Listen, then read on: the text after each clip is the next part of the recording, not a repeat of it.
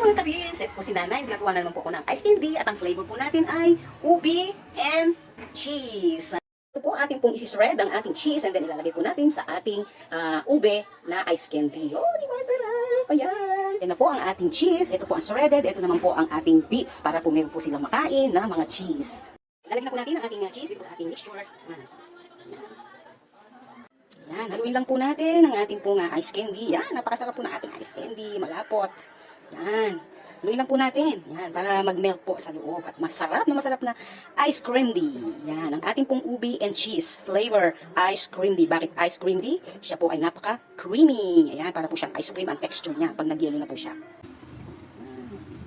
10 pesos po ito.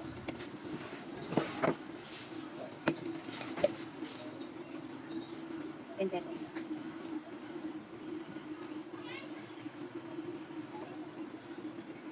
With cheese.